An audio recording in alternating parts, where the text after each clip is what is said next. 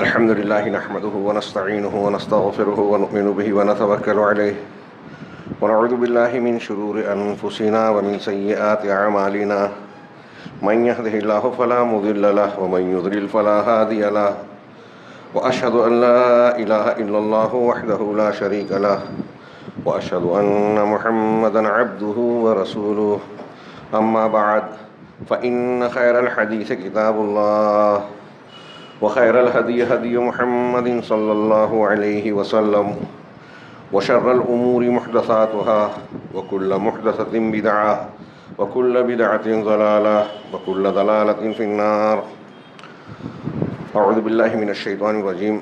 بسم الله الرحمن الرحيم. وجوه يومئذ ناظرة إلى ربها ناظرة وقال تعالى كلا انہم عن ربہم یومئذ لمحجوبون. محترم حاضرین، ہم اور آپ جس دین اسلام کو اختیار کرتے اور مانتے ہیں، اس کے بارے میں یہ بالکل صاف اور اصولی بنیادی بات ہے کہ یہ کسی انسانی ذہن کی اپج نہیں ہے، انسانوں کے یا مخلوق کے کسی گروہ نے اسے تشکیل نہیں دیا، تشریح نہیں کی. یہ اللہ رب العالمین کا بنایا اور اس کا نازل کیا ہوا دین ہے، جو اس نے اپنی کتاب اور اپنے رسول کے ذریعے سے دنیا تک پہنچایا اور اسے جنت میں داخلے اور دنیا میں کامیابی کا نشان اور بنیاد قرار دیا. اسی لیے ہم اور آپ یہ مانتے ہیں کہ اللہ رب العالمین کا کلام، اس کا ثبوت تو چاہیے کہ یہ اللہ کا کلام ہے. نبی صلی اللہ علیہ وسلم کا فرمان، اس کا ثبوت چاہیے. اللہ اور رسول کا کلام ثابت ہو جانے کے بعد ہمیں اس میں شک کی کوئی گنجائش نہیں ہونی چاہیے. اسی کو ایمان بالغیب کہتے ہیں اور اسلام کی بنیادی تعریف میں یہ شامل ہے. الاسلام هو توحید اللہ والخضوع والانقیاد له بالاخلاص والاخلاص ہو وہ اخلاص الضمیر لہو. اور آگے کہا میں کہ والایمان بالاصول الدینیہ التی جاءت من عند اللہ، کہ اسلام کہتے ہیں کہ اللہ کے سامنے خضوع اختیار کر لینا، اس کی پابندی اور انقیاد کرنا، اس کی تابعداری کرنا، ضمیر کو اس کے لیے خالص کر دینا، یعنی ظاہر اور باطن میں اس کی باتوں کو مان لینا. اور جو آخری بات کہی کہ دین کے جتنے اصول آئے ہیں اللہ کے پاس سے، رسول کے ذریعے سے، ان سب پر ایمان اور یقین رکھنا. اسی کو اہل ایمان کی ایک خصوصیت بتائی گئی سورہ بقرہ کے آغاز ہی میں، الذین یؤمنون بالغیب. یہ وہ لوگ ہیں جو غیب پر ایمان لاتے ہیں. غیب پر ایمان لاتے ہیں. کون سے غیب پر؟ جو ہماری نگاہوں میں یا ہمارے علم میں براہ راست نہیں آتا، کچھ ذرائع سے آتا ہے. اور وہ ایمان کے اعتبار سے جس ذریعے کو ہم مانتے ہیں وہ اللہ کا کلام یا رسول کا فرمان ہے. اور یہ دونوں چیزیں اللہ کی وحی کہلاتی ہیں.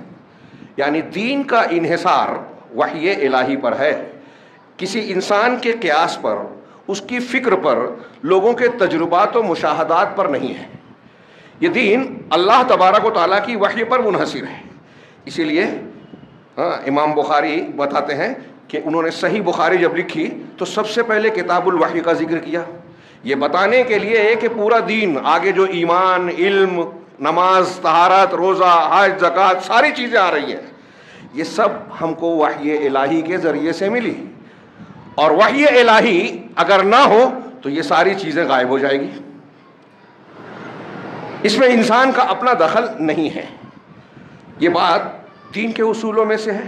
کوئی مسلمان ایسا نہیں ہے جو شاید اس کا انکار کرے. اب دین کے فہم میں، اس کی تشریح میں اجتہاد، قیاس، فقہ، غیر منصوص مسائل میں اجتہاد کرنا، تفقہ کے ذریعے سے استنباط کرنا، اس کی گنجائش ہے. لیکن دین کی بنیادوں میں اس کی گنجائش نہیں ہے. اصولاً یہ سب لوگ مانتے ہیں. اور عام طور سے یہ جب بنیاد ٹھہر گئی، ہمارے رات میں نے درس میں کچھ قدر تفصیل سے یہیں اسی مسجد میں بیان کیا کہ ہمارے نوجوانوں کو، نئی نسل کو یہ بہت اچھی طریقے سے سمجھانے کی ضرورت ہے کہ دین فلاں اور فلاں کی رائے قیاس سے نہیں چلتا. دین میں آپ کسی سے متاثر اور مروب ہو گئے، کسی شخصیت کو آپ نے پسند کر لیا، اب اس کی کوئی بات وحی الہی سے اگر ٹکراتی ہے اور آپ نے اس شخص کو کی بات کو مانا تو آپ کی گمراہی میں کوئی شک و شبہ نہیں ہے. اسی لیے اہل حق کا یہ طریقہ، یہ منہج ہے کہ دین کے معاملے میں کسی ایک انسان کی باللزوم پابندی سے تقلید کرنا صحیح نہیں ہے. جو لوگ کرتے ہیں الگ الگ تشریحات اور توجیحات کرتے ہیں، لیکن یہ بات صحیح ہے کہ ایک آدمی کو آپ پکڑ لیں، ساری دین کی بات اس سے لے لیں، قرآن حدیث صحابہ کا منہج کیا ہے نہیں دیکھیں، یہ گمراہی ہے، کھلی کھلی گمراہی ہے، کوئی مانے یا نہ مانے. اور جب ائمہ کرام میں کسی ایک شخص کو، نبی کے بعد کسی ایک شخص کو پابند نہیں کیا جا سکتا، تو آج کی کوئی شخصیت کہ فلاں بہت بڑا مفکر ہے، اس نے بہت کارنامے انجام دیے ہیں، فلاں فلاں درس قرآن بہت اچھا دیتے ہیں، وہ ٹی وی چینل پہ آتے ہیں، ان کے فالوورز لاکھوں میں ہیں، اس کی بات اگر غلط بھی ہے تو مان لیا جائے. آج کل ایسے کچھ ٹرینڈ چل رہے ہیں اور ہمارے نوجوانوں میں یہ جو میں بات بیان کر رہا ہوں اصولی طور سے بہت اہمیت کی حامل ہے. پوری دنیا میں مسلمان نوجوانوں اور نئی نسل کو، مرد ہو یا عورتیں، جو شکار کیا جا رہا ہے، مرتد بنایا جا رہا ہے، دین سے منحرف کیا جا رہا ہے، دین کے تعلق سے احساس کمتری کا شکار بنایا جا رہا ہے، دینی احکامات پر تنقیدیں کی جاتی ہیں اور ہمارا نوجوان اس کی ہاں میں ہاں ملانے لگتا ہے. یہ اس بات کی دلیل ہے کہ وہ دین کی اس بنیادی تعلیم کو نہیں جانتا کہ ہمارا دین اللہ کی طرف سے ہے اور اللہ حکیم ہے، احکم الحاکمین ہے، اس کی حکمت حکمت بالغہ ہے، اس میں کوئی بات ایسی ہو ہی نہیں سکتی جو عقل کے خلاف ہو، جو فائدے سے خالی ہو، جو بیکار اور بے بنیاد ہو. ایسا ہو ہی نہیں سکتا. اگر ایسا کچھ لگ رہا ہے کہ قرآن میں یا اللہ کی شریعت میں کوئی چیز ہمارے لیے غیر اہم نظر آ رہی ہے تو وہ ہماری عقل کا قصور ہے، ہمارے علم کی کمی ہے، جہالت ہے، اتباع ہوا ہے، خارجی اور اجنبی افکار کے اثرات ہیں. اللہ رب العالمین احکم الحاکمین ہے، ساری حکمت والوں میں سب سے زیادہ حکمت والا. نبی کریم صلی اللہ علیہ وسلم انسانوں میں سب سے زیادہ حکیم ہے. آپ کی کوئی بات، کوئی حکم حکمت سے خالی ہو ہی نہیں سکتا. اور اللہ اور رسول کے بارے میں یہ بات نوجوانوں کو دماغ میں رکھنی چاہیے کہ اسلام سے زیادہ اچھا کوئی قانون، کوئی اصول، کوئی حکم ہو ہی نہیں سکتا. یہ لکھ لیں. جو آپ کو متاثر کرتے ہیں، ارے فلاں چیز سمجھ میں نہیں آتی، کسی کو تعدد ازدواج سمجھ میں نہیں آتا، کسی کو داڑھی اچھی نہیں لگتی، کسی کو شریعت کے جو عورتوں سے متعلق احکامات ہیں اس میں اعتراض ہے. سب اپنے اپنے اعتبار سے اعتراض کرتے ہیں اور ہمارے نوجوان متاثر ہو جاتے ہیں. حالانکہ یہ دنیا جو اعتراض کرتی ہے بعد میں دیر سویر یہ مانتی ہے کہ اسلام کا قانون ہی صحیح ہے اور ماننے پر مجبور ہونا پڑے گا. یہ دین فطرت ہے، اس میں ہمارے لیے فائدے ہیں، اس میں حکمت کے خلاف کوئی بات نہیں ہے. یہ ہمارے عقیدے کا حصہ ہونا چاہیے، نمبر ایک. اور جب ایسا ہے تو اللہ اور رسول کی جب بات آ جائے تو آمنا صدقنا کہنے کے بغیر کے علاوہ چارہ نہیں ہے. لا الہ الا اللہ محمد رسول اللہ، ان دو گواہیوں سے ایک آدمی مسلمان بنتا ہے. ابھی میں نے اسلام کی تھوڑی سی تعریف کی. ان دونوں گواہیوں کا تقاضا کیا ہے؟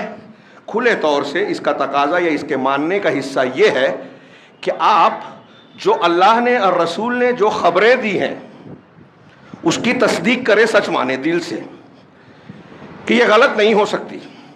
اللہ کے رسول سے ثابت ہو گیا جنت اور جہنم ہے، اس کی ایسی ایسی نعمتیں ہیں، ماننا چاہیے، ماننا پڑے گا. ما کان لمؤمن ولا مؤمنۃ اذا قضى الله ورسوله امرا ان يكون لهم الخيرۃ من انفسهم. صاف اعلان ہے قرآن کا کہ کسی مومن مرد اور عورت کے لیے یہ اختیار نہیں ہے کہ جب اللہ اور اس کے رسول کوئی فیصلہ کر دیں تو انہیں اپنی جانب سے اپنے نفس کے لیے کوئی اختیار ہو. ہے ہی نہیں اختیار.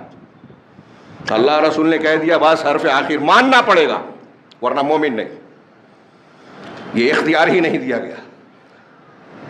تو اللہ اور رسول صلی اللہ علیہ وسلم نے جو کچھ خبر دی ہے اس کی تصدیق کرنا اور جو احکامات دیے ہیں اس پر عمل کرنا. اب یہ احکامات دو طریقے کے، ایک کہ یہ فلاں کام فلاں فلاں کام کرو، یہ امر ہے، وہ کرنا ہے اپنی طاقت کے مطابق، اور فلاں فلاں چیز سے بچو، یہ نہی ہے، اس سے بچنا ہے اپنی طاقت کے مطابق. امر اور نہیں. تو جو احکامات دیے ہیں اس پر عمل کرنا، جو خبریں دی ہیں ان کی تصدیق کرنا، اور ان کا اللہ اور رسول کا ایک اور حق ہے کہ ان کی بات آ جانے کے بعد کسی اور کی بات کو نہ ماننا، کسی اور کی بات کو ان کی باتوں سے آگے نہ بڑھانا۔ یہ دین کی بنیادی تعلیمات میں سے ہے۔ اب یہ ایک طرف رکھیے، اور ابتدائی دور سے صحابہ کے بعد جو گمراہ فرقے پیدا ہوئے اور آج تک ہو رہے ہیں، اور اب تو وہ لوگ جو قرآن و حدیث کو ماننے کا دعویٰ کرتے ہیں ان کو نہیں پتہ، لہذا انہوں نے اپنی اولاد کو بھی نہیں سکھایا، اور شوق بھی نہیں ہے سیکھنے کا۔ تھوڑا سا درس قرآن، درس حدیث لمبا ہو جائے تو بھاری پڑنے لگتا ہے۔ ان کو لگتا ہے ہم دین کے سلسلے میں بے نیاز ہیں، جس گھر میں پیدا ہو گئے وہاں جو کچھ سیکھ لیا، مان لیا، کافی ہے۔ نتیجہ دیکھ لیجیے آج ہماری اولادیں جہاں جائیے، جس شہر میں جائیے، کسی گمراہ کے پیچھے چل رہے ہیں۔ کسی ایک انسان کو، چند لوگوں کو مان لیا کہ بہت اچھے ہیں، اب ان کی غلط باتوں پر بھی ایمان لا رہے ہیں، ان پر تنقید کرنے والوں سے ناراض ہو جاتے ہیں، قرآن و حدیث کی دلیلوں کو ماننے کے لیے تیار نہیں ہے۔ یہ کون سی اہل حدیثیت ہے ہی نہیں، یہ اصول جانا ہی نہیں ہے لوگوں نے۔ آج ہمارے گھروں میں یہ گمراہیاں ہیں، اور کتنے لوگ ہیں۔ ابھی جو میں نے یہ موضوع چھیڑا، ایک نام بہت مشہور، ڈاکٹر ذاکر نائک، ڈاکٹر اسرار، مرزا علی انجینئر، یہ ابھی برانڈ چل رہا ہے۔ یہ ذرا آج کل ان کی پسندیدگی ہے، کچھ دن گزرے گا یہ چلے جائیں گے، دوسرے آئیں گے۔ قرآن حدیث کو چھوڑ کے یہ سب لوگ سنتے ہیں، لوگوں کو دیکھتے ہیں، یہ سبسکرائب کر رہے ہیں، لائک کر رہے ہیں، ہمارے لوگ پیچھے چلنے لگتے ہیں۔ جاہل لوگ علماء کو مارکس دیتے ہیں، وہ عالم سننے کے لائق نہیں ہے، یہ بہت اچھا بولتا ہے، اس کو پسند کر لیا، تو اب جو جس کو پسند کر لیا اب اس کی غلط بات بھی پسند ہے۔ رات میں نے ذکر کیا یہاں اسی درس، اسی مسجد میں، پچھلے ہفتے گلبرگہ میں خطبہ جمعہ میں نے ڈاکٹر اسرار کی کچھ باتیں بیان کی۔ وحدت الوجود کے قائل ہیں، شیعیت کے حامی ہیں، ان کی کلپ ہے۔ ہمارے نوجوان کہتے ہیں ہمارے علماء دلیل نہیں دیتے، اس کی دلیل کی ضرورت ہے۔ وہ کہتے ہیں وحدت الوجود دنیا کا سب سے بڑا شرک، ہر چیز میں اللہ ہے۔ وہ کہتے ہیں کہ میرے نزدیک تمام صحابہ، اولیاء، سارے اولیاء میں سب سے افضل نبی کے بعد حضرت علی ہیں۔ شیعوں کا عقیدہ قرآن حدیث اجماع صحابہ تمام امت کے مسلک جماہیر کے خلاف عقیدہ، اور یہ کہتے ہیں کہ بھائی کوئی دلیل ہے؟ تو میں نے جو بیان کیا یہ چیزیں، اس میں کچھ اضافہ ہوا آج۔ تو ایک بزرگ نے مجھ سے سوال کیا کہ ایک آدمی کی بہت اچھی کارنامے ہیں، اگر ایک غلطی دو غلطی کرتا ہے تو کیا اس کے کارنامے بیکار ہو جائیں گے؟ تو میں نے رات میں کچھ تفصیل سے بات کی، تھوڑی سی بات یہاں ذکر کروں۔ میں نے ان کو جواب دیا کہ غلطی کی نوعیت دیکھی جائے گی۔ اگر شرک اور کفر والی غلطی ہے تو ایک ہی غلطی سارے کاموں اور کارناموں پر پانی پھیر دے گی۔ جملہ یاد رکھیے، ایک شرک اکبر اگر کسی نے کیا، کفر اکبر کیا، تو زندگی میں کتنا بھی کارنامہ، اب کچھ کارنامے تو ایسے ہیں کہ کوئی انسان آپ انجام ہی نہیں دے سکتا، نبوت والا کام کوئی کر سکتا ہے کیا؟ اللہ تبارک و تعالیٰ نے نبی صلی اللہ علیہ وسلم سے کہا لئن اشرکت لیحبطن عملک، اگر آپ بھی شرک کریں گے تو آپ کے سارے عمل برباد۔ اب کوئی کتنا بھی بڑا ولی ہو جائے نبی نہیں ہو پائے گا۔ نبی اپنے سارے کارنامے جو کر رہے ہیں وہ برباد ہو جائیں گے اگر شرک کرے۔ نبی نہیں کر سکتے تھے شرک، لیکن اللہ کہہ رہا ہے ایک اگر شرک اکبر کیا ساری نیکی برباد، نبوت کا کام بھی برباد ہو جائے گا۔ تو آپ کس کھیت کی مولی ہے، ہماری کیا اوقات ہے؟ تو غلطی کی نوعیت اور وحدت الوجود۔ اب میں نے ان سے کہا کہ اگر آپ اپنے بچوں کو یہ بتائیں گے کہ ڈاکٹر اسرار بہت اچھی درس دیتے ہیں، اچھا، وہ ابا کی بات مان کے ان کو سننے لگے اور وحدت الوجود کو ماننے لگے تو کیا بنے گا؟ شیعیت کو پھیلا رہے ہیں، حضرت علی کو سب سے اونچا، ابوبکر صدیق، عمر فاروق، عثمان غنی کے برخلاف۔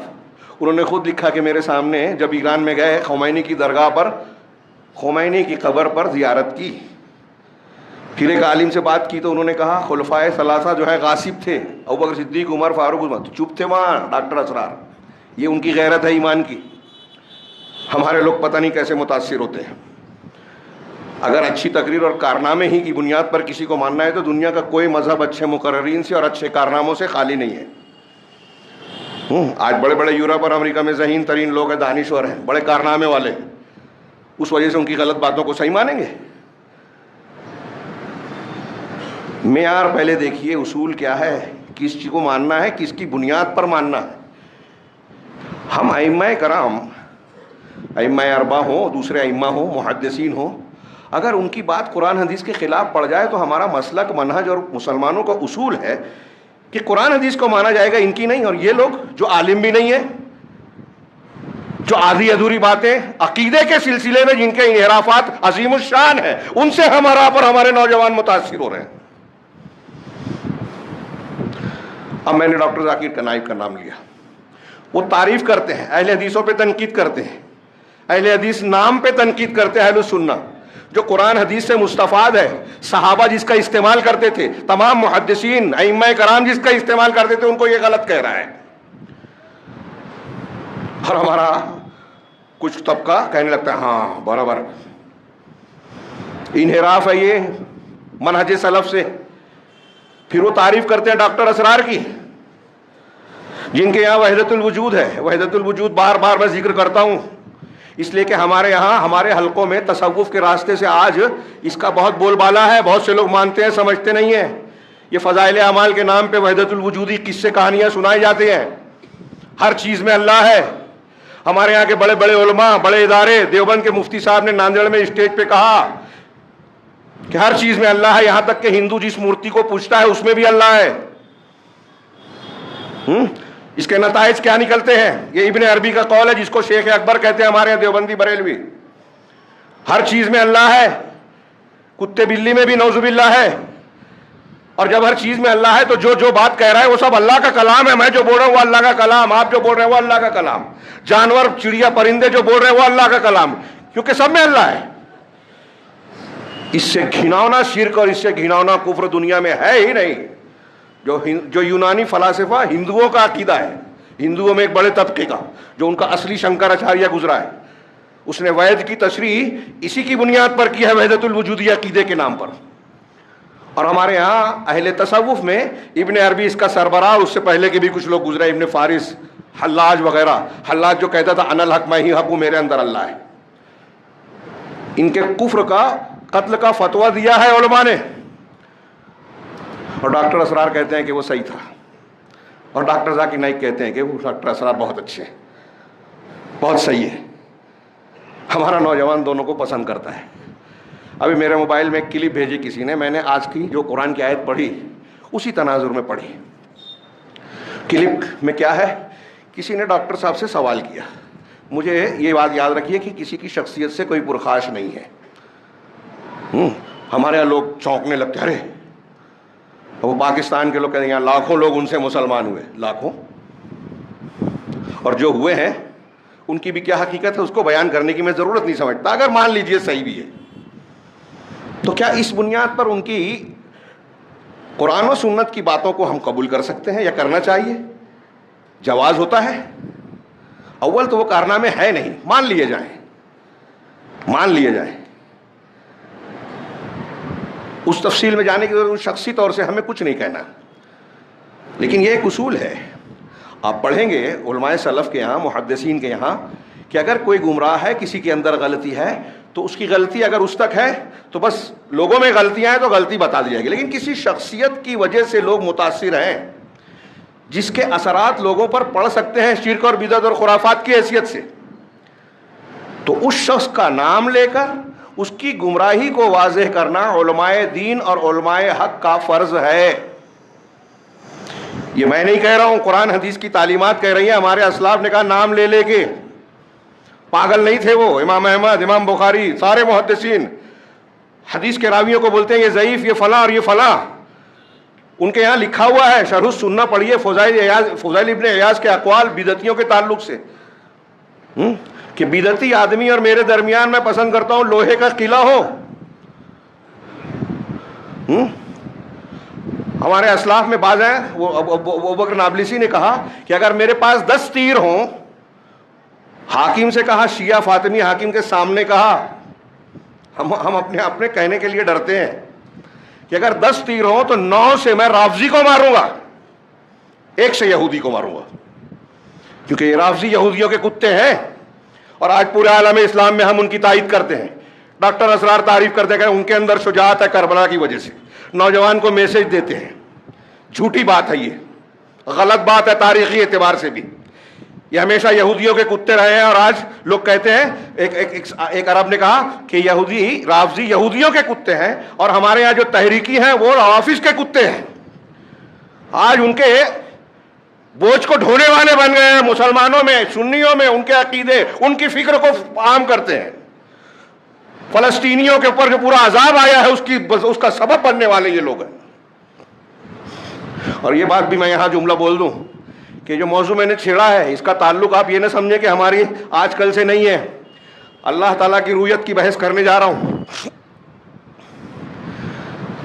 علامہ ابن تیمیہ کے زمانے میں تاتاریوں کا فتنہ عام ہوا تھا، پورے عالم اسلام کو انہوں نے رون ڈالا، لاکھوں مسلمانوں کو قتل کیا تھا، لاکھوں۔ صرف بغداد میں 6 سے 9 لاکھ کی تعداد تاریخ میں ہے، الگ الگ مورخین الگ الگ کہتے ہیں۔ 9 لاکھ 3 کھوپڑیاں صرف ایک شہر میں، پورا شہر تباہ کر دیا، مسلمانوں کا ثقافتی مرکز تھا۔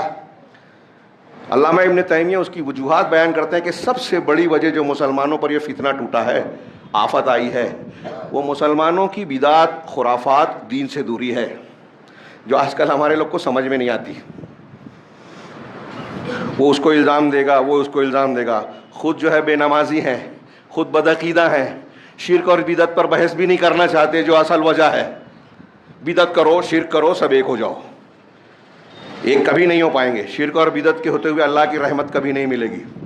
یہ میں نہیں کہہ رہا ہوں، قرآن حدیث کہہ رہے ہیں، اللہ کے رسول ہر جمعہ کو کہتے تھے ہر بدعت گمراہی، اور آپ کہتے ہیں بدعت جو جیسا کر رہا ہے کرنے دو، اور جس کی کوئی غلطی ہے، اگر کچھ کارنامہ ہے آپ مانتے ہیں تو ہم اس کو بولیں نہیں، اس کی غلطی نہ بتائیں۔ یہ دین نہیں ہے، دین کے اصول ہم نہیں جانتے، اور اس کا یہ خمیازہ ہے کہ ہمارے اوپر، یہ مسلمانوں پر یہ یلغار ٹوٹی ہے، اجنبی افکار کی یلغار ہے۔ اسلام، اصلی اسلام کے تعلق سے احساس کمتری ہے، ہم اعتراض کوئی کرتا ہے مان لیتے ہیں، ہمارے بچے مرتد ہو رہے ہیں، اس کی وجہ کوئی ڈھونڈ نہیں رہا ہے۔ یہ وجہ ہے جو میں بیان کر رہا ہوں کہ قرآن حدیث کی اصلی تعلیمات، اس کی حکمتیں، اس کی باریکیاں ماننے کو، اصولوں کو جاننے کو ہم تیار ہی نہیں ہیں۔ ہمارے گھروں میں تربیت ہونی چاہیے، مسجدوں میں دروس ہونا چاہیے، خاص طور سے عقیدے اور منہج کا۔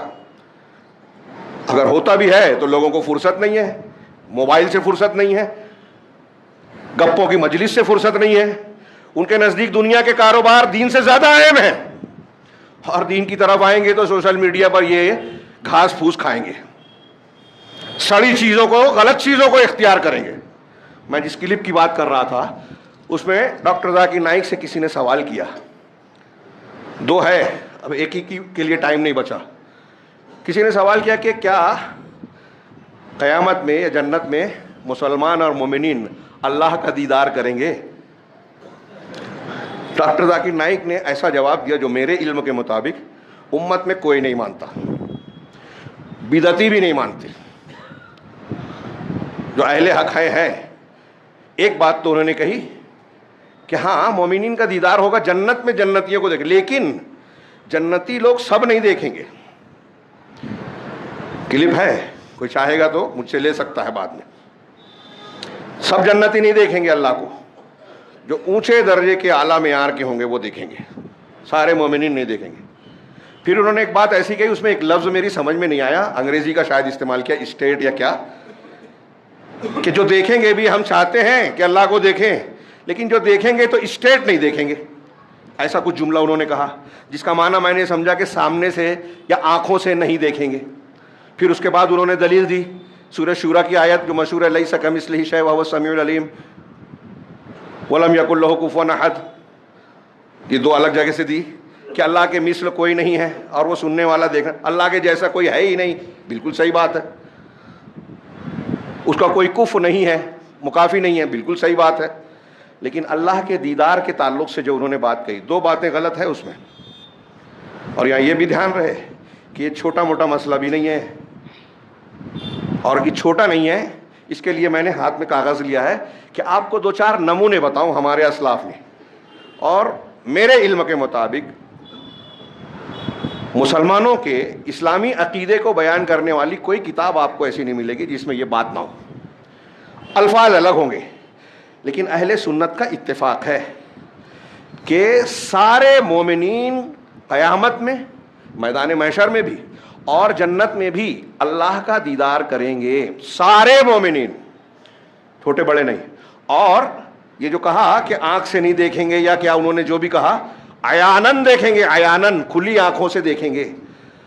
اللہ کے رسول نے تو تشبیہ بھی دی دیکھنے کی, اللہ کی نہیں, ہمارے دیکھنے کی, کہ جس طرح ہم 14ویں کا چاند دیکھتے ہیں, سورج دیکھ سکتے ہیں کھلا کھلا, ایسے ہی اہل جنت جنت میں اللہ کا دیدار کریں گے بغیر کسی تکلیف کے, بغیر کسی رکاوٹ کے. اور یہ حدیثیں قرآن کی آیتیں بھی ہیں, حدیثیں حد تواتر کو پہنچی ہیں. اللہ کے دیدار کا انکار کرنے والے جہمیہ ہیں, معتزلہ ہیں, خوارج اور ان کے ماننے والے ہیں, ان کے موافقین ہیں. اشعری اور ماتریدی, جیسے ہمارے حنفی جو ہیں اشعری ہیں یا ماتریدی ہیں عقیدے میں, ان کے یہاں دیدار کا اس بات تو ہے, لیکن ایسی شرطیں ہیں کہ نتیجے میں دیدار ہوگا ہی نہیں. ایک تو کہتے ہیں کہ اس میں لذت نہیں ہے, ایک کہتے ہیں کہ دیدار ہوگا لیکن نہ سامنے نہ پیچھے نہ آگے نہ دائیں نہ بائیں, تو پھر کہاں ہوگا. اللہ کے لیے جہت لازم آتی ہے اس لیے اس کا انکار کرتے ہیں, ایسی پابندیاں لگاتے ہیں. یہ سب گمراہی ہے. اور ڈاکٹر ذاکر نائک نے جو کہا کہ اونچے لیول کے مومنین دیکھیں گے, نیچے لیول کے جنتی نہیں دیکھیں گے, یہ کہیں نہیں ہے, میرے علم میں تو نہیں ہے. یہاں میں 2-3 عبارتیں اور 2-3 دلیلیں پیش کرتا ہوں. اب کسی کو اگر یہ لگتا ہے ڈاکٹر صاحب تو اب قرآن حدیث کو ان کے موافق بنایا جائے, ان کا یہ میدان ہے نہیں. ان کا جو میدان ہے, جس کا جو میدان ہے, لوگ کہتے ہیں عربی میں ایک محاورہ ہے کہ جو شخص اپنے میدان سے ہٹ کر کام کرتا ہے وہ عجائب لاتا ہے. عربی محاورے کا اردو ترجمہ میں نے کیا, وہ عجیب و غریب باتیں بیان کرتا ہے.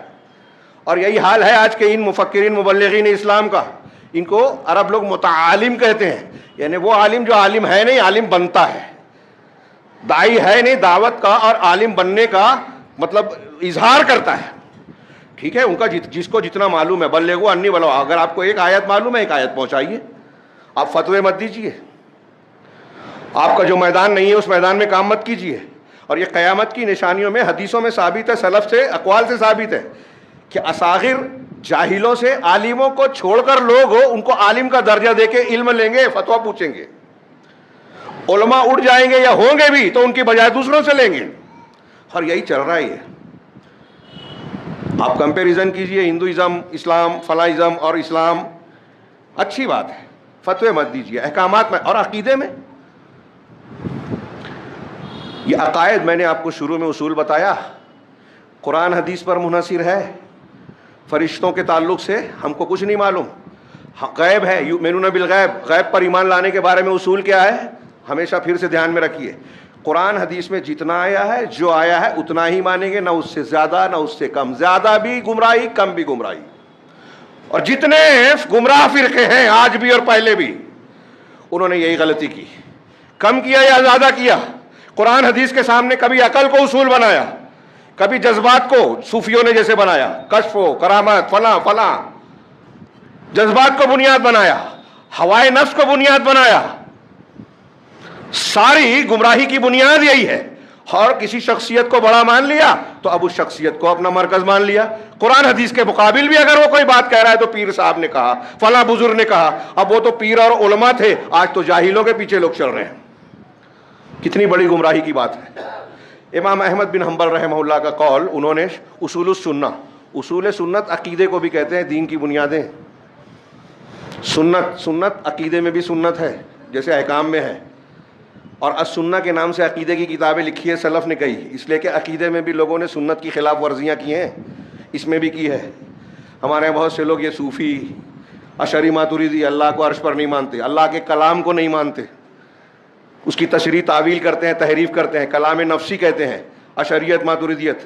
یہ امین رفع الیدین سے بہت بڑا مسئلہ ہے جس پر بحث ہونی چاہیے, اور ہمارے علماء کو بھی نہیں پتا بہت سارے, کہ ہمارے بیچ میں لوگوں کے اندر ایسی گمراہی ہے جو مانتے ہیں ان کو بھی نہیں پتا, دین سے ایسی بے خبری ہے اور سمجھتے ہیں ہم علامہ ہیں. کلام کا انکار کرتے ہیں جو اللہ کی صفت ہے, جس کے بارے میں امام احمد کا مسئلہ ہوا, ان کو کوڑے مارے گا اور اسی میں ان کی وفات ہوئی. کیا القرآن کلام اللہ غیر مخلوق, قرآن اللہ کا کلام ہے, مخلوق نہیں ہے. معتزلہ کے عقیدے کے خلاف تھا, گرفتار کروایا, کوڑے ماروایا, کیا کیا ہوا. ہم اس مسئلے کو, اس کی نوعیت کو جانتے ہیں, اس کا کیا فرق پڑتا ہے ہماری زندگی پہ, یہی نہیں معلوم. فٹ سے اعتراض کر دیں گے, ارے مولانا صاحب ایسا مسئلہ بیان کر رہے ہیں جس کی کوئی ضرورت ہی نہیں ہے. جاہل لوگ علماء کو بتا رہے ہیں. ان عقیدوں کا اثر ہمارے اعمال، ہمارے جذبات، ہمارے برتاؤ پر پڑتا ہے. یہ جو رویت کی بحث ہے نا، آپ پڑھیے، علماء نے لکھا ہے کہ اللہ کی رویت کی لذت، نعمت جو جنتیوں کے لیے سب سے بڑی نعمت ہوگی، ایک بندے کو اگر اس کا یقین ہوگا تو اس کا شوق اسے نیکیوں پر ابھارے گا، اللہ سے ملاقات کا شوق پیدا کرے گا اور دین کی طرف مائل کرے گا، اللہ کی معرفت کی طرف رغبت دلائے گا. اللہ کے رسول صلی اللہ علیہ وسلم نے جو دعائیں سکھائی، ان دعاؤں میں ایک دعا کا ایک ٹکڑا ہے، وَأَسْأَلُكَ لَذَّةَ النَّظَرِ إِلَىٰ وَجْهِكَ الْكَرِيمِ، کہ اے اللہ میں تجھ سے تیرے وجہ کریم، تیرے باعزت چہرے، مبارک چہرے کے دیدار کا سوال کرتا ہوں، اس کی لذت کا سوال کرتا ہوں. یہ لذت ہے. اشعری کہتے ہیں کہ اس میں لذت نہیں ہے، نعمت نہیں ہے. اللہ کے رسول لذت کہہ رہے ہیں. تو امام احمد کہتے ہیں کہ ہمارے دین کے اصول میں یہ ہے کہ الایمان بالرؤیا یوم القیامہ، قیامت کے دن رؤیت کا، دیدار کا ایمان رکھنا، جیسا کہ نبی صلی اللہ علیہ وسلم سے اس سلسلے میں صحیح حدیثیں مروی ہیں. یہ شارٹ جملہ ہے ان کا، مختصر سا رسالہ ہے. امام طحاوی کہتے ہیں، العقیدۃ الطحاویہ، حنفی کہلاتے ہیں، لیکن آج کی طرح کے حنفی نہیں ہیں، عقیدے میں اہل السنہ کے موافق ہیں. وہ کہتے ہیں والرؤیۃ حق لأہل الجنہ. غور سے سنیے، اور یہ میں نے بطور مثال دے رہا ہوں، ایک سمندر سے چند قطرات بطور مثال، کہ اہل جنت کے لیے رؤیت حق ہے. کیسے؟ بغیر احاطۃ ولا کیفیت، بغیر احاطہ کیے اور بغیر کیفیت کے. اللہ تبارک و تعالیٰ کا دیدار ہوگا. ایک چیز کو، مخلوق کو ہم دیکھتے ہیں تو اس کا گھیراؤ کر لیتے ہیں، ہماری نگاہ کے دائرے میں پوری کی پوری چیز آ جاتی ہے. اللہ کا اس طرح کوئی دیکھنے والا دیکھیں گے، احاطہ نہیں کر پائیں گے. اور یہی معنی ہے لا تدرکہ الابصار، نگاہیں اللہ کا ادراک نہیں کر سکتی. ادراک الگ ہے، رؤیت الگ ہے. دماغ میں رکھیے گا.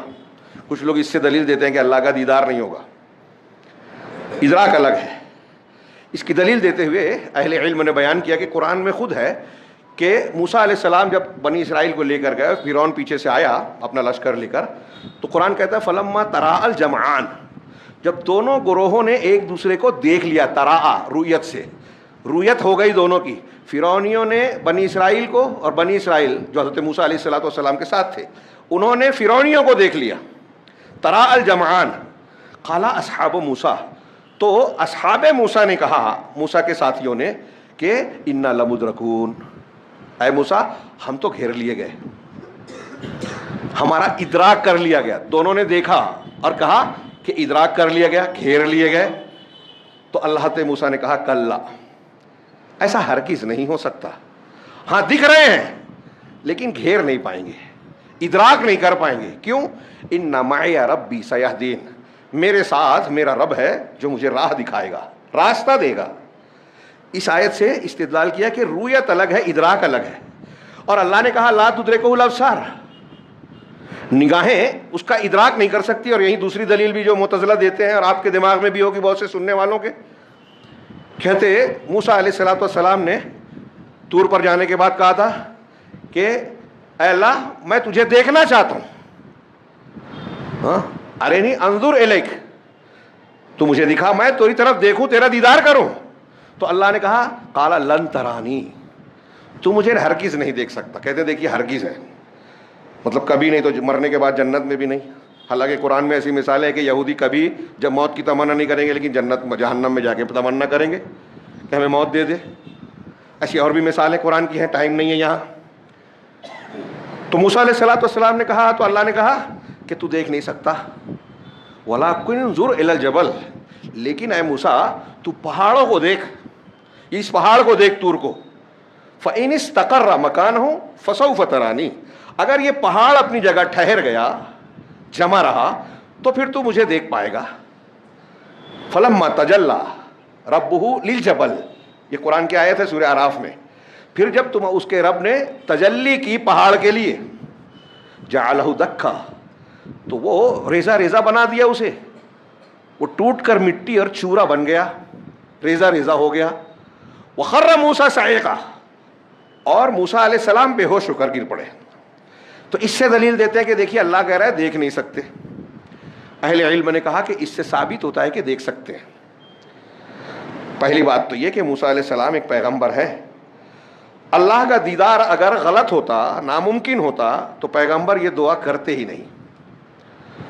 اور اگر کر لیتے، ناممکن تھا لیکن حضرت موسیٰ نے مانگ لیا، جیسے حضرت نوح علیہ السلام نے اپنے بیٹے کے لیے کہا کہ میرے گھر والا ہے، اس کو ڈبو دیا اللہ تو نے وعدہ کیا تھا میرے گھر والوں. اللہ نے ڈانٹا، انہ لیس من اہلک، یہ تیرے گھر والا ہے ہی نہیں، جاہلوں میں سے مت ہو جاؤ اے نوح، قرآن کہہ رہا ہے. اللہ نے ڈانٹا غلط سوال پر ایک پیغمبر کو، نوح علیہ السلام. لیکن حضرت موسیٰ کو یہاں ڈانٹا نہیں. یہ کہا کہ تو دیکھ نہیں، اللہ نے یہ نہیں کہا کہ مجھے دیکھا نہیں جا سکتا، یہ کہا کہ تو مجھے دیکھ نہیں سکتا، ابھی تیری قدرت اور طاقت یہ نہیں دی گئی ہے، جب اللہ چاہے گا یہ طاقت دے گا اور دکھائے گا، ابھی تیری طاقت نہیں ہے. اور اس کا ثبوت دیا پہاڑ پہ دیدار کروا کے، جلوہ دکھا کے. تو اہل علم نے کہا کہ اگر میرے تھیلی کوئی میں ہاتھ میں لیا ہوں، امام ابلیس نے یہ مثال دی، اس میں پتھر ہو اور کوئی کہے کہ جو آپ کے تھیلے میں ہے مجھے کھلائیے، اور کھانے کی چیز نہیں ہے، تو یہ نہیں کہا جائے گا کہ تو کھا نہیں سکتا، یہ کہا جائے گا کہ یہ کھانے کی چیز نہیں ہے. اگر کھانے کی چیز ہے اور اس کے لیے جائز نہیں ہے تو کہیں گے تو کھا نہیں سکتا.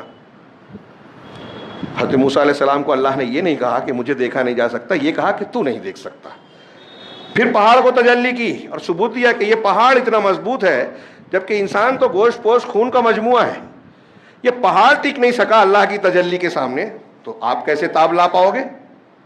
اور حدیث میں ہے کہ اگر لو کشف حجابہ النور، اللہ کا حجاب نور ہے، ہاں اگر وہ اسے ہٹا دے، لو کشف لاحرقت سبحات وجہہ الی من انتہی الیہ بصرہ من خلقہ، کہ مخلوق میں جہاں تک اللہ کی نگاہ جائے گی پردہ ہٹانے کے بعد، وہاں تک ساری چیزیں جل جائے گی، بھسم ہو جائے گی. اللہ کے نور اور نار کی، نور بھی ہے نار بھی لفظ ہے، تاب مخلوق نہیں لا سکتی. یہ اللہ قیامت میں مومنین کو یہ قوت دے گا. تو ایک دلیل یہ بھی دی کہ حضرت موسیٰ اور انسان کا درجہ زیادہ بڑا ہے، آپ کا اور ہمارا، یا اہل ایمان کا، یا موسیٰ علیہ السلام کا، پیغمبروں کا درجہ، یا پہاڑ کا درجہ بڑا تھا. اللہ تبارک و تعالیٰ نے پہاڑ کو دیدار کرایا جو رضا ہو گیا، مومنین کو نہیں کرائے گا. تو اس سے بھی ثابت ہوتا ہے، ایسے اور بھی کئی وجہیں بیان کی ہیں، وقت نہیں ہے. میں یہ عبارت پڑھ رہا تھا کہ بغیر احاطے اور کیفیت کے اہل جنت کے لیے جنت میں اللہ کا دیدار حق ہے، کما نطق بہ کتاب ربنا، جیسا کہ ہمارے رب کی کتاب قرآن نے اس کو بیان کیا ہے، بولا ہے. اور قرآن کی آیت ایک بطور مثال دی، وجوہ یومئذ ناظرہ الی ربہا ناظرہ. ناظرہ پہلا ذوات کے ساتھ اور دوسرا ذو کے ساتھ، نظر سے دوسرا والا، نظر ینظر. نظرہ کا سیلا عربی میں جب الا آتا ہے تو آنکھ سے، سر کی آنکھ سے دیکھنا مراد ہوتا ہے، اس کا معنی ہے. حضرت ابن عباس اور عربی کے جاننے والے سب کہتے ہیں، صحابہ کہتے ہیں. نظرہ بغیر سیلے کے ہو تو انتظار کرنا، نظرہ فی غور و فکر کرنا. اور یہاں نظرہ الا ہے. وجوہ یومئذ ناظرہ، غور سے اللہ کا کلام ہے. وجوہ، وجہ کی جمع چہرہ. اس دن کچھ چہرے تر و تازہ ہوں گے، حشاش بشاش ہوں گے. الی ربہا ناظرہ، اپنے رب کی طرف ناظر ہوں گے، دیکھنے والے ہوں گے. کیا نام ہے وہ جماعت اسلامی والے جن کو امام کہتے ہیں، فراہی صاحب، ان کی تفسیر سورہ قیامہ، یہ سورہ قیامہ کی آیت ہے، اس کو میں نے پڑھا بہت پہلے.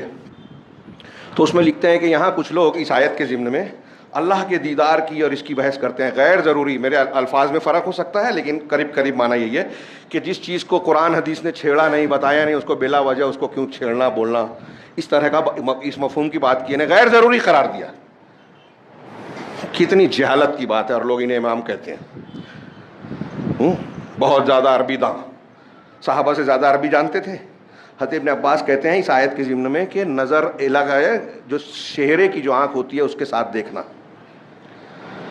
اور یہ صرف حضرت ابن عباس نہیں کہتے، پورے صحابہ، تابعین، تبع تابعین، محدثین، جماہیر امت اس پر متفق ہے کہ اس دن کچھ چہرے تر و تازہ ہوں گے اپنے. اچھا، اس میں ایک یہ بھی ہے، نظرہ الہ کے ساتھ ساتھ وجوہ، وجہ، آنکھ کہاں ہے؟ چہرے میں ہے. اور قرآن نے پہلے وجہ کا، چہرے کا ذکر کیا، مطلب چہرے والی آنکھ سے دیکھا دیدار ہوگا. اسی طرح وَتَفْسِيرُهُ عَلَى مَا أَرَادَ اللَّهُ تَعَالَى وَعَلِمَهُ، اس کی تفسیر وہی ہے جو اللہ نے چاہا اور جانا. وَكُلُّ ذَلِكَ وَكُلُّ مَا جَاءَ فِي ذَلِكَ مِنَ الْحَدِيثِ الصَّحِيحِ عن رسول اللہ صلی اللہ علیہ وسلم, اور ہر وہ چیز جو اس سلسلے میں صحیح حدیث آئی ہے رسول اللہ صلی اللہ علیہ وسلم سے مروی ہے, فَهُوَ كَمَا قَالَ, تو وہ ویسے ہی ہے جیسا آپ نے کہا, اور اس کا معنی وہی ہے جو انہوں نے چاہا. ہم لا ندخل فی ذلک متأولین بآرائنا, ان چیزوں میں ہم اپنی رائے سے تعویل کرتے ہوئے اور اپنی خواہشات کی پیروی کرتے ہوئے داخل نہیں ہوتے. اس لیے کہ دین میں وہی صحیح سالم ہے جس نے اپنے آپ کو اللہ اور اس کے رسول کے حوالے کر دیا, اور جس چیز کا علم اس کے لیے متشابہ ہے اس کو جاننے والے کی طرف لوٹا دیا. عربی عبارت چھوڑ کے وقت زیادہ ہو گیا اس لیے میں صرف ترجمہ کر رہا تھا. یہ امام طحاوی کی عبارت ہے. اس عبارت کے تشریح کرتے ہوئے علامہ ابن ابی العز نے لمبی بحث کی. اس کے شروع کے 2-3 لائن میں پڑھ رہا ہوں. وہ کہتے ہیں کہ امام کے رویت کے سلسلے میں جو مخالفین ہیں وہ جہمیہ ہیں, معتزلہ ہیں, اور خوارج اور امامیہ یعنی شیعہ جو ان کے متفقین موافقین ہیں, ان کا قول اللہ کے دیدار کا جو انکار کرتے ہیں ان کا قول مردود ہے قرآن اور سنت کے ذریعے سے, قرآن اور حدیث سے رد ہوتا ہے. اور رویت کے ثبوت کے قائل ہیں صحابہ, تابعین, ائمہ اسلام جو امامت فی الدین میں معروف ہیں, سارے امام, چاروں امام اور سارے ائمہ, اور اہل الحدیث, اور اہل کلام میں بھی وہ طائفے جو اہل سنت والجماعت کی طرف نسبت رکھتے ہیں. یہ سارے لوگ اس بات کے قائل ہیں, صحابہ, تابعین, دین میں معروف سارے امام, سارے اہل حدیث یہ مانتے ہیں کہ رویت ہوگی. اب ان سب چیزوں کو جو قرآن حدیث کہہ رہی ہیں, صحابہ تابعین جس کو مان رہے ہیں, سارے اہل حدیث مان رہے ہیں, اس کے خلاف کوئی بولے, ہم کہتے ہیں کیا فرق پڑتا ہے, معمولی چیز ہے. اس کے بارے میں آگے کہہ رہے ہیں کہ وَهَذِهِ الْمَسْأَلَةُ, ہم سمجھتے ہیں ہلکا مسئلہ ہے. ابن ابی العز کہہ رہے ہیں کہ یہ مسئلہ جو ہے من اشرف مسائل اصول الدین, دین کے اصولوں میں سب سے زیادہ شرف والے, سب سے بڑے مسائل میں سے ایک ہے. وہ اجلھا, اور سب سے زیادہ جلیل القدر مسئلوں میں سے ایک مسئلہ ہے. وہی الغایۃ التی شمر الیہا المشمرون, یہ وہ مقصد اور غایت ہے, ٹارگٹ ہے جس کی طرف کمر کسنے والے کمر کستے ہیں. وہ تنافس المتنافسون, اور کمپٹیشن کرنے والے, مقابلہ کرنے والے مقابلہ کرتے ہیں. وحرمھا, اور اس سے محروم ہیں الذین هم عن ربهم محجوبون, کہ جو اپنے پروردگار سے محجوب ہے. وعن بابہ مردودون, اور اللہ کے بارگاہ سے مردود ہے, رد کیے گئے ہیں, جن کو بھگایا گیا ہے. اس سلسلے میں 1-2 دلیلوں کی طرف میں اشارہ کر دوں. یہ ابھی جو آیت میں نے پڑھی تھی شروع میں, یہ تو ایک آیت وجوہ یومئذ ناظرہ ہو گیا. ایک آیت سورہ مطففین کی ہے, کلا انہم عن ربہم یومئذ لمحجوبون, کہ وہ لوگ قیامت کے دن, یہ کافروں کے بارے میں اللہ نے کہا کہ قیامت کے دن کفار اپنے پروردگار سے محجوب ہوں گے, حجاب سے محجوب, آڑ میں ہوں گے, بیچ میں رکاوٹ ہوگی, دیکھ نہیں پائیں گے.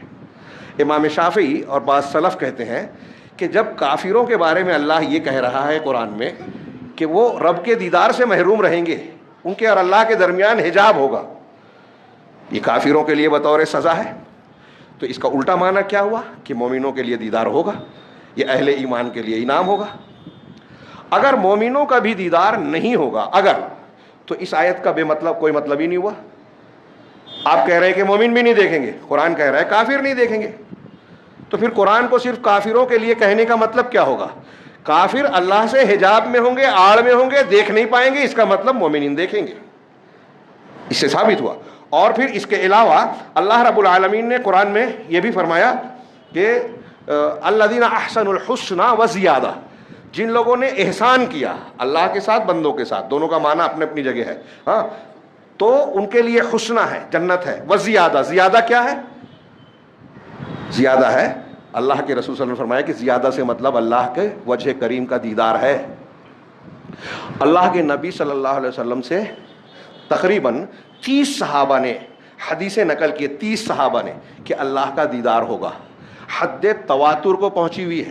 تواتر کا معنی انہیں متواتر حدیثیں ہیں.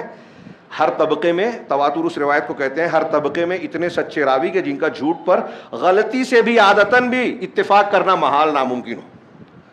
1-2 روایت کی طرف اشارہ کروں. حضرت صہیب کی روایت ہے, مسلم شریف میں قدر تھوڑی سی مختصر, ترمذی وغیرہ میں تھوڑی سی مفصل. صہیب سے روایت ہے کہ نبی کریم صلی اللہ علیہ وسلم نے فرمایا اذا دخل اہل الجنت الجنہ, جب جنتی جنت میں داخل ہو جائیں گے تو اللہ تبارک و تعالیٰ کہے گا تريدون شيئا ازيدكم, کہ کیا تم کچھ اور بھی چاہتے ہو جو میں تم کو بڑھا کر دوں, زائد دوں؟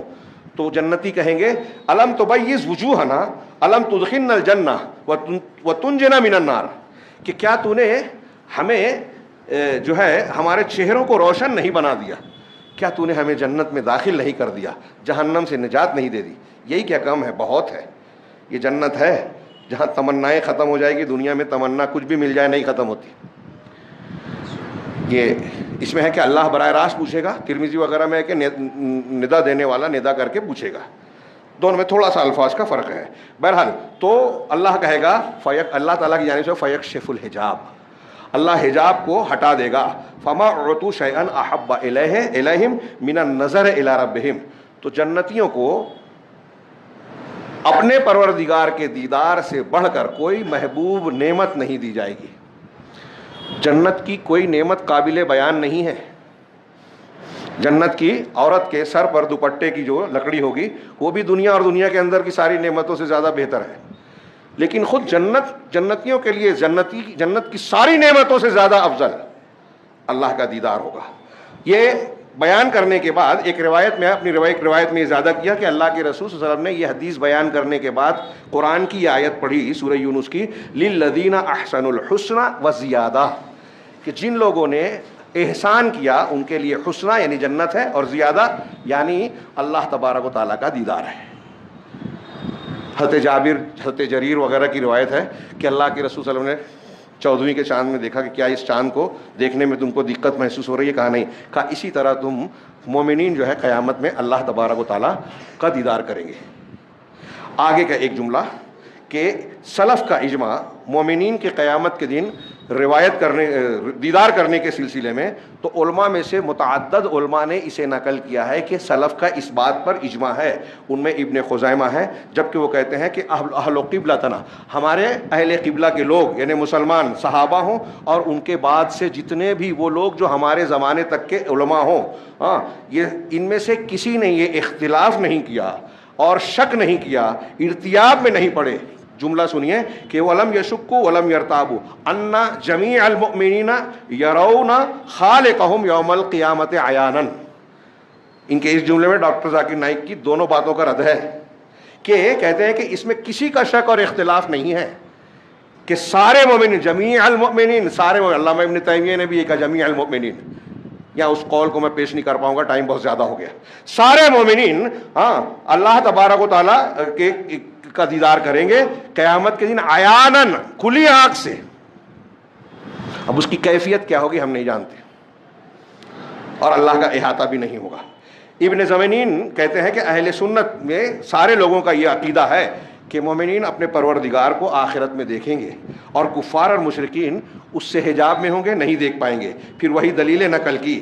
ابو القاسم اصبہانی کہتے ہیں کہ اہل سنت کا یہ مذہب ہے کہ اللہ تبارک و تعالیٰ اپنے اولیاء یعنی مومنین کو رویت کے شرف سے مشرف کرے گا، وہ اپنی آنکھوں سے جیسے اللہ چاہے گا دیکھیں گے۔ یہ اللہ کی طرف سے فضل، مہربانی اور اس کا احسان ہوگا۔ اس کی اور بھی دلیلیں بیان کی ہیں جس میں یہ صاف صاف بیان کیا گیا کہ اللہ رب العالمین کا دیدار اہل سنت والجماعت کے دین کے اصولوں میں سے ایک اہم ترین مسئلہ ہے، اور اسے غیر ضروری نہ سمجھیں۔ آپ میں سے کوئی بہت سے لوگ شاید کہیں گے کہ اتنا وقت لے لیا، یہ وقت زیادہ لیا، یہ مسئلہ بہت اہمیت کا حامل ہے۔ اس کی اہمیت سمجھیں، اور ان عقائد میں پھر سے جملہ دھیان میں رکھیے، نہ ہو تو قرآن حدیث پڑھیے، علماء سے پوچھیے۔ ان عقائد میں اگر آپ کا یا کسی کا انحراف ہے تو اس کا ایمان ہی صحیح نہیں ہے، اس کی نماز اور روزے کا کیا حال ہوگا واللہ اعلم۔ اور ان کو غیر اہم سمجھ کر جو لوگوں نے دنیا داری کو اختیار کر رکھا ہے، کچھ چیزوں کو سمجھتے ہیں کہ ہم بہت دیندار ہیں، تو یاد رکھیے کہ یہی سبب ہے ان چیزوں میں جو انحرافات ہم نے اختیار کر رکھا ہے۔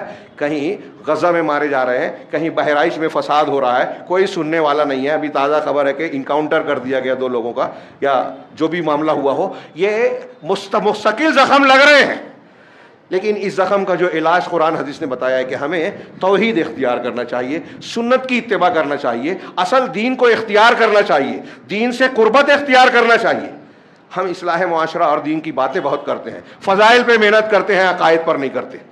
یہ زندگی بھر یہ پات پتے اور شاخ توڑتے رہیں گے، کبھی اصلاح نہیں ہوگی۔ جڑ پر وار کرنا پڑے گا، جیسے نبی کریم صلی اللہ علیہ وسلم نے کیا۔ عقیدے کی اصلاح کیجیے۔ یہ جن امور کو ہم غیر اہم سمجھتے ہیں یہی سب سے اہم ہے۔